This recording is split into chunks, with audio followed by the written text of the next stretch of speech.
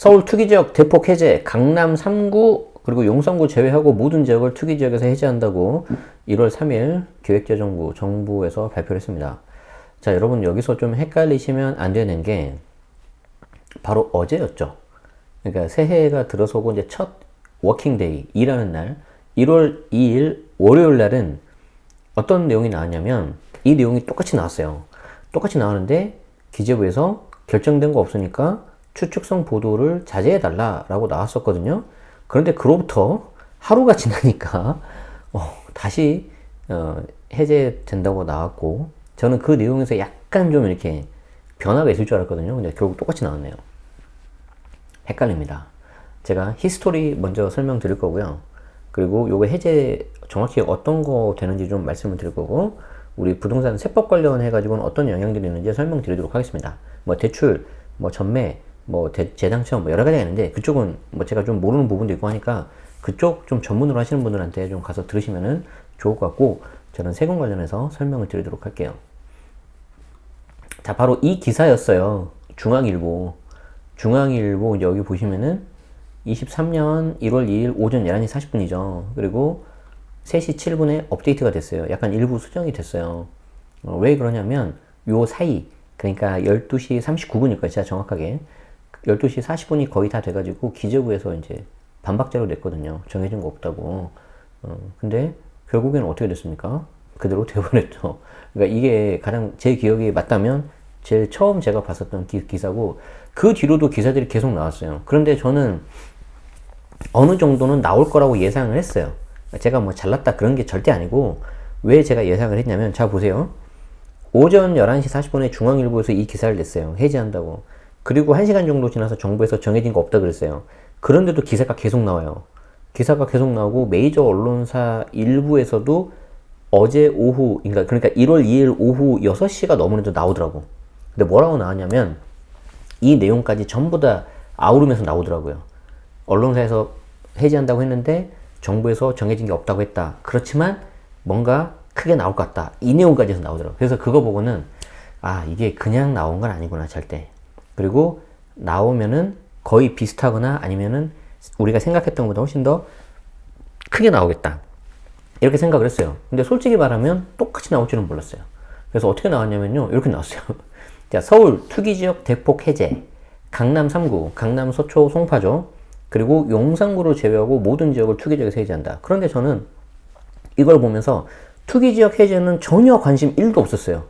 왜 그러냐면 당연히 물론 투기지역이 제일 세고 그 다음에 투기과열지구고 그 다음에 조정대상 지역이란 말이에요. 근데 저는 이제 부동산 세금 쪽에 관심이 많잖아요. 부동산 세금에서 중요한 거는 조정대상 지역 해제가 돼요. 자, 그래서 조정대상 지역 해제가 되는지 안 되는지 저는 보고 싶은 거죠. 자, 봅시다. 기획재정부는 1월 2일 부동산 가격 안정심의위원회를 개최했고, 저는 개최한지도 몰랐습니다. 그리고 이 내용 중에서 서울시 11개 구, 성동, 노원, 마포, 양천, 강서, 영등포, 강동, 종로, 중, 동대문, 동작구에 대해서 투기적 요건 충족 여부를 심의했고, 투기적 지정을 해제하기로 의결했다. 그러니까 요 내용이 나간 것 같아. 근데 최종적으로 통과되지 않았는데 나가니까 좀 자제해달라고 했던 거죠. 그리고 이번에 투기지역 해제는 이런 것들을 반영한 거고, 오케이. 다만 일부 지역 재불안 우려 등을 종합 고려했을 때 서울시에서 집값 수준 및 대기 수요 등이 상대적으로 높은 강남, 서초, 송파, 용산구, 이거는 너무 정부에서 딱 찍어줘서 알려줘 버린 거죠.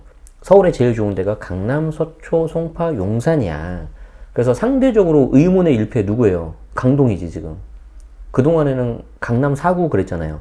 강남, 서초, 송파, 강동 그랬는데 갑자기 그쪽이 좀 잘 안 나오고 강남, 서초, 송파, 용산이 나오네. 그래서 약간 의문의 일패. 강동은 조금 개인적으로 아쉽습니다. 저도 거기에 지인분들이 많이 계시는데. 그래서 투기지역 여기만 유지하고 나머지는 다 뺀다. 자, 그러면 아까 제가 관심 있었던 조정대상 지역 어디 있어? 조정대상 지역. 여기 조그맣게 있어요. 조그맣게. 여기 이렇게. 자, 기획재정부가 부동산 가격 안정심의위원회를 했고, 국토부도 같은 날 1차 주거정책심의위원회를 개최하고 강남 3구 및 용산구 제외한 모든 지역을 투기과열지구 및 조정에서 해제했다. 조정대상 지역 해제했다. 오케이. 이제 끝났어, 그러면. 그러면 이제 언제부터 해제되는지를 봐야 되겠죠. 언제부터 해제되는지 뒤에 나옵니다. 뒤에 나옵니다. 자, 이번에 의결된 내용은 관보 개제가 완료되는 1월 5일 목요일 0시부터 효력이 발생할 예정이래요. 특별한 말이 없으면 뭐 이때 되지 않겠습니까? 그리고 주택 투기 지역은 15곳에서 4곳으로 축소가 되고 당연히 해당 지역에 대한 대출 규제가 완화되게 된다. 풀린 곳은. 그래서 여기 보면은 주택 투기 지역 현황 해가지고 15곳에서 4곳으로 주는데 아까 제가 말씀드렸죠? 저는 관심 있는 게 조정대상 지역이다. 그래서 조정대상 지역이 이제 여기 빼고는 그냥 다 풀렸다. 그럼 어디예요? 과천, 광명, 하남, 분당구, 수정구 다 풀린 거지. 언제부터? 1월 5일 목요일 0시. 혹시 이 방송 들으시는 분 중에서 1월 4일 수요일 4시 잔금 치른 사람 있어요? 수단과 방법을 가리지 말고 늦추십시오. 늦춰야 돼요. 예를 들어서 서울의 용산, 서초, 강남, 송파를 제외하고 다른 곳에 내가 내일 잔금을 치른다. 즉 취득을 하려고 하는데 하루를 늦춰서 내가 잔금을 했다. 그러면은 어떻게 된 거죠? 조정 대상 지역이 아니라 비조정 대상 지역으로 이제 취득을 한 거잖아요. 그러면 2년 고지요건 들어가 안 들어가요? 안 들어가죠. 안 들어가죠. 그래서 다시 한번 말씀드립니다. 1월 4일 내일 수요일 잔금 치르시는 분이 계시다면 늦추시기 바라고, 어차피 나는 용산, 서초, 강남, 송파야. 그러신 분들은 그냥 하시면 됩니다. 예정대로 하시면 됩니다. 어쨌든 그게 이제 가장 커요. 그래서 제가 이제 관심 있는 거는 요거였습니다. 조정대상 지역에 해제되는 관심이 요거고요. 뒤에 우리가 예전에 봤던 표가 그대로 나오죠. 규제지역 지정 효과는 투기지역, 투기과열 지구가 있고 조정대상 지역이 있는데 금융, 세제, 전매 제한, 그리고 청약, 그리고 정비사업, 기타 이렇게 해서 여러 가지가 있습니다. 그 중에 세제에 관련되는 거는 오른쪽 조정대상 지역이에요. 그리고 여기 보시면 아시겠지만 조정대상 지역 같은 경우에 2주택 이상 취득세 중과지만 이것도 이제 개편이 되죠. 2주택까지는 취득세 중과 안 들어가죠. 그리고 3주택 이상이라 하더라도 취득세율이 50% 이하로 이제 내려가는 거죠. 그리고 다주택 양도세 중과 및 장특공 배제인데 어차피 상관없죠. 23년 5월 9일까지로 했었던 장기부 그 양도세 중과 한시 배제를 1년 더 연장하잖아요. 그러면 상관없어요. 그리고 일시적 2주택 같은 경우에 종전주택 양도기간이 조정이면 2년, 비조정 3년이었는데 어차피 내가 새로 신규 취득하는 게 비조정이면 그냥 무조건 3년이지. 상관없죠? 그리고 2018년 9월 정확히 14일 이후 신규 등록한 매입 임대사업자 같은 경우에는 양도세 중과배제, 중과세 합산배제 혜택이 미적용인데 이것도 이제 조정 풀려버리면 상관없죠. 어떤 느낌이 드세요, 여러분? 어떤 느낌이 들어? 이걸 보는 순간 2023 경제정책 방향에서 여러 가지를 말했잖아요, 정부가. 세제를 많이 바꾸고 어떤 식으로 하겠다. 그런데 그 중에는 국회 입법이 필수인 것도 있어요. 예를 들어서 세율 같은 거, 2년 미만 단기 양도세율 같은 거, 그리고 지방세법 같은 거, 그런 거는 국회에서 협조를 해야 되거든요. 그래서 당장 취득세 중과 같은 경우에는 올해 2월 달에 지방세법 개정해가지고 법이 통과가 돼야 된단 말이에요. 그리고 양도세, 그 2년 미만 단기 양도세율 같은 경우에도 법을 바꿔야 되는데 이거는 3분기, 그러니까 9월 1일 시작하는 정기국회를 통해서 한다 그랬어요. 임시국회가 아니라. 그건 무슨 말이에요? 결국에는 국회에 통과를 해야 되기 때문에 현재 할 수 있는 것들, 시행령이라든지 아니면 주거정책심의위원회라든지 이런 것들을 통해서 조정대상 지역을 빨리 해제를 해버리면은 약간 법이 통과된 효과가 나오거든요. 그래서 그걸 먼저 진행을 하고 그 다음에 임시국회가 아니라 정기국회를 통해 가지고 정식으로 정면 돌파하겠다라고 저는 생각을 합니다. 그럼 이제 그걸 보고 야당 입장에서도 이걸 어떻게 받아내서 서로 협치를 하든지 아니면 서로 싸우든지 끝까지, 왜냐면 바라보는 시각이 다르니까 그렇게 되겠죠. 이제 그런데 그거는 이제 정책적인 관점인 것이고 제 개인적인 의견을 말씀하라고 한다면 감히 말씀드리지만 세법은 세법이에요. 세법, 법, 부가 원칙에 따라서 뭐 실질과세 원칙, 엄격 해석 원칙, 응능 부담 원칙, 여러 가지 원칙이 있지 않습니까? 거기에 맞춰서 해야 되지 이걸 집값 잡는 수단으로 악용하는 것은 저는 개인적으로 반대하는 입장입니다. 만약에 그게 정말 효과가 좋았다면 지난 5년 동안 집값이 잡혔어야죠. 저는 그렇게 생각을 해요. 자, 어쨌든 중요한 게 뭐라고요?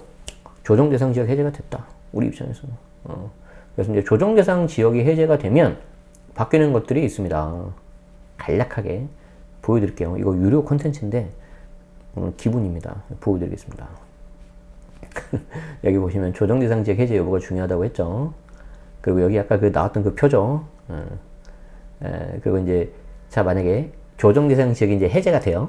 조정 대상 지역이 해제가 되고 내가 취득을 한다. 그러면 취득할 때 이제 비조정이 돼버리지 않습니까? 보유만 해도 이제 비과세가 됩니다. 그래서 제가 늦출 수 있으면 늦춰라. 1월 5일 목요일 오전 0시부터 이제 되는 거니까. 자, 그리고 혹시 오늘 계약을 했어요? 오늘 계약을 했는데 중간에 풀리고 나서 잔금 치르잖아요? 그럼 이때는 원칙으로 가요. 원칙상 잔금일이 취득이기 때문에 잔금 치는 요때가 비조정이잖아요. 그러니까 보유만 해도 비과세 가능합니다. 이거는 뭐 생략합시다. 뭐 매수 계약을 했는데 반대로 지정이 됐다. 지금 분위기에 지정이 되겠습니까? 근데 참고해서 알아두세요.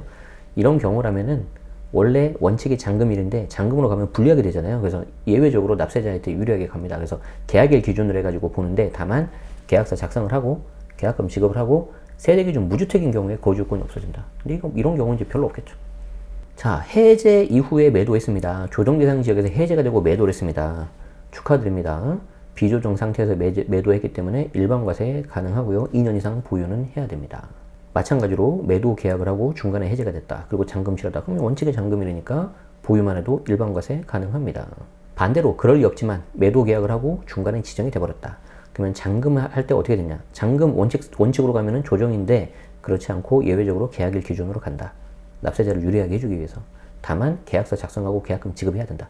이 계약금 지급은 계좌에 취해야 돼요. 현금 줬는데요? 하면 이제 가짜로 계약서 쓸 수 있잖아요. 안 된다. 강조드리는 게 양도세 중과는 양도 당시로만 판단을 해요. 그러니까 내가 언제 취득했는지 상관이 없어요. 그렇기 때문에 지금 조정 대상 지역에서 해제가 되면 그냥 중과 다 풀려버리는 거예요. 그런데 23년 5월 9일까지 원래 양도세 중과 안 들어갔는데 여기서 1년 더 해버렸잖아요. 24년 5월 9일까지. 그렇기 때문에 상관없고 여기에 이제 조정 대상 지역까지 풀어버렸기 때문에 뭐 이미 이제 의미가 없어지고 올해 7월 달에는 양도세 중과 이제 폐지하는 거 법안이 나올 거예요. 자, 근데 여러분들이 많이 헷갈리시는 게 이거예요. 근데 저는 취득할 때 조정이었어요. 그럼 이번에 풀리면 거주 안 하고 보유만 해도 되는 거 아니에요? 비과세? 그렇지 않아요. 이거는 제가 입이 아프도록 설명을 했죠. 근데 여기도 보니까 23번 정도는 아직 헷갈려 하시는 것 같아요. 어떻게 하냐고요? 알 수 있어요. 어쨌든 취득할 때 제가 조정이었거든요. 그럼 이번에 풀렸으니까 보유만 해도 되는 거 아닙니까? 그렇지 않아요. 이건 소급해서 적용하지 않아요. 취득 당시에 이미 딱 세팅이 끝나버려요. 취득 당시 조정이기 때문에 무조건 2년 거주하셔야 됩니다. 그걸 풀 수 있는 방법은 유일하게 딱 하나 있어요. 상생임대주택으로 만드는 거. 상생임대주택. 그렇죠. 상생임대 활용하시는 거. 그렇죠. 그리고 좀 전에 약간 비슷한 질문 이런 거거든요. 예전에 매수한 사람은 일시적 2주택 2년이니까 3년이니까 2년이죠. 2년. 왜냐하면 이미 이것도 신규 주택을 취득할 때 이미 딱 세팅이 끝나버린 거예요. 그래서 그때 2년으로 돼 있다면 그냥 2년 그대로 가는 거예요. 3년으로 늘어나지 않는다. 좋은 질문 해주셨어요. 헷갈리시면 안 되니까. 자, 그리고 취득세도 좀 상대적으로 유리한데 이제 어차피 이거 개편되니까 패스하고. 증여 취득세도 조정 공시가 3억 이상이면 12%인데 어차피 이제 조정 다 풀어버렸죠? 그리고 조정 공시가 3억 해도 이제 12%가 아니라 6% 하는 거죠. 이건 무슨 말입니까? 3주택 이상 주택수가 많은 사람은 증여해라 이거예요. 내가 이번에 열어줄 테니까 증여해. 근데 증여 받아줄 수중자가 없는데요? 그래? 그럼 처분해. 매각해. 라는 거예요. 안 팔리는데요? 그래? 그럼 임대주택 등록해. 이거예요. 정부가 보내는 시나리오. 다시요. 3주택 이상이라서요. 보유세 때문에 힘들어요. 죽겠어요. 그래? 그러면 팔어. 싸게 팔어. 아니면 증여해. 증여취득세 6% 내려줄 테니까. 아니면 조정 풀었잖아. 3.5 해줄게. 그것도 안 되면 임대주택 등록해. 대신 10년이야. 이거예요. 여러분은 그 셋 중에 뭘 택하시겠습니까? 저라면 일단 임대주택 등록하는 거 먼저 제낄 거예요. 전 신경도 안 쓸 거예요. 그러면 이제 처분 매각 아니면 증여죠. 근데 증여가 뭐 쉽게 되는 건 아니죠. 수중자가 있어야 되니까, 소득 능력이 있어야 되니까. 그럼 결국에는 팔아야 된다. 그리고 이제 이런 거죠. 이런 게 제가 아까 말한 어떤 제 뇌피셜이 약간 좀 뒷받침하는 그런 거예요. 종부세 중과세율 같은 경우에 이제 조정 2주택 또는 3주택인데 일단 조정 2주택은 빼버렸죠. 그리고 3주택 같은 경우에도 과표 12억까지는 중과 안 들어가죠. 많이 지금 여당하고 야당이 이제 파이팅 하다가 이제 또 접점이 된 거예요. 그런데 여기서 다시 조정을 빼버렸잖아요. 그러니까 이미 조정 2주택은 요거는 이제 없어요. 상관없어요. 그런데 3주택 이상 자들은 어쩔 수 없이 중과 맞는 거죠. 과표 12억 넘으면. 그러니까 기존의 민주당에서는 다주택을 2주택 이상부터 받다면 지금 여당과 정부는 3주택 정도는 돼야 좀 약간 투기 수요도 있는 다주택 아니겠냐 이렇게 보는 거예요. 관점이 완전 다른 거지. 이게 다죠. 오케이. 그래서 제가 이런 거 하나 적을 때마다 기본 한 3시간 이상 넘게 걸리는데 월 한 건에 대해서는 무료로 여러분들이 보실 수가 있거든요. 보시고요. 첫 번째 달 무료 쿠폰 있으니까 필요하신 분 참고하셔도 되고요. 그리고 좀 빠른 내용들을 여러분들이 접하시고 싶으시면은 제 카페 있으니까 제 카페에 놀러 오세요. 무료입니다. 그래서 제가 이제 어제도 말씀드렸지만 기사라든지 빠르게 나온 내용 정보 나오면은 저희 연회원 단톡방에 가장 먼저 알리고 그 다음으로는 블로그보다는 카페에서 요즘에 좀 제가 글을 많이 쓰고 있어요. 왜냐면 블로그는 뭔가 좀 시간이 오래 걸리고 그래서 느려요. 그래서 카페를 좀 더 빨리 쓰고 있기 때문에 빠르게 접하고 싶으신 분들은 요거 보시면 될 것 같아요. 이제 문제는 뭐예요? 자, 그러면 좋아. 지금 판이 바뀌고 있어. 9월 달에 지방을 싹 다 풀었죠. 그리고 11월 달에 서울하고 연접 지역 4군데 빼고 다 풀었죠. 그리고 나서 또 1월 달에 지금 이렇게 다 풀어버렸단 말이에요. 그러면 이제 남은 건 뭐예요? 이제 규제 지역은 거의 다 풀렸는데 남은 건 뭐죠? 대출, 금리, 이게 자금 조달, 그거잖아요. 자, 그러면 이쯤에서 어떤 사람이 제일 유리할까? 저는 개인적으로 무주택, 1주택자라고 봐요. 근데 재밌는 건 뭐냐면 그 사람들은 자기가 유리한지를 몰라요. 왜? 일단 금리가 너무 올라갔기 때문에 급격하게 심리가 그냥 심리가 무너져 버렸고, 또 하나는 뭐냐면 경험이 없죠. 저도 마찬가지였어요. 저도 첫 집을 살 때 2014년, 그러니까 벌써 9년 됐네요. 2014년에 첫 집을 살 때 엄청 겁이 많을 거예요, 저도. 근데 오죽하겠어요. 지금은 집값도 엄청 많이 올랐고 금리도 높으니까 충분히 이해합니다. 그런데 이제 다주택자들은 뭐가 문제예요? 어차피 대출도 안 되지. 물론 조금 풀어준다고 하지만 현금도 없지. 그리고 이제 아주 일부 소수 다주택자 중에서 현금 보유자들이 있어요. 이 사람은 또 왕이지. 근데 정부가 이제 거기는 포기한 것 같아요, 내가 봤을 때. 왜냐면 거기 일부 잡으려다가 잘못하면 시장 다 죽게 생겼거든요. 그리고 이제 넌지시 보내고 있는 시그널이 뭡니까? 야, 좀 사라, 좀. 내가 좀 눈 감아 줄 테니까 좀 사. 약간 그런 것 같습니다. 그래서 여러분들이 좀 판단을 잘 하셔야 될 것 같아요. 내가 일단 어디에 속한지를 보십시오. 무주택인지, 1주택인지, 일석 2주택인지, 3주택 이상인지. 그리고 내가 자금이 있는지를 그 다음에 보셔야 되고요. 그 다음에 또 봐야 되는 게 뭐냐면 나의 포트폴리오는 어떻게 가져갈 거냐. 시세차익형, 갭 투자로 해가지고 시세차익형을 쭉 늘릴 거냐. 아니면 이제는 현금으로 가져갈 거냐. 그걸 먼저 보셔야 됩니다. 아시겠죠? 그걸 먼저 보셔야지 여러분들 작전을 세울 수가 있어요. 그래서 작전을 좀 잘 세우셔야 돼요. 그래서 이제 그런 부분에 있어서 저도 이제 계속해서 어떤 칼럼도 쓰고 질의응답 같은 것도 하고 그럴 건데, 제가 이제 저도 한정된 시간 등으로 인해서 다 못하기 때문에, 예를 들어서 이런 프리미엄 컨텐츠 같은 경우도 잘 활용하면 되게 좋아요. 여기 보면 제가 질문 댓글 다 달거든요. 그래서 이런 것도 좀 하시면 좋고요. 이제 조금 여력이 되시는 분들은 뭐 제 강의나 연회원 제도 이렇게 같이 하시면은 훨씬 더 많은 소통을 할 수가 있겠죠. 예. 그래서 저는 이제 세금 위주로 좀 설명을 드렸고요. 그 외에 여러분들이 뭐 대출, 뭐 전매, 그리고 뭐 재당첨 여러 가지 좀 궁금하신 게 많이 있을 것 같은데, 일단 댓글을 남겨주시면 제가 아는 한도 내에서 아는 대로 좀 설명을 드릴 거고요. 그 외에는 좀 또 다른 전문가 분들이 많으니까, 저는 전문가 아니에요. 그냥 부동산하고 세금을 좋아하는 사람일 뿐이고, 그냥 여러분처럼 주택임대사업자 등록했다가 뒤통수 맞고 지금 뒷목 잡고 있는 사람 중에 한 명이에요. 다만 그나마 조금 드릴 수 있는 말씀은, 운이 좋게 상승장 때 겁먹지 않고 발을 들였고, 그 뒤로도 계속 잘 관리를 해서 임차인분들하고 좋은 관계 유지하고 적은 투자금 대비 자산을 좀 많이 늘렸다. 거기에 대해서 그냥 감사하는 사람이다. 이렇게 생각하시면 될 것 같아요.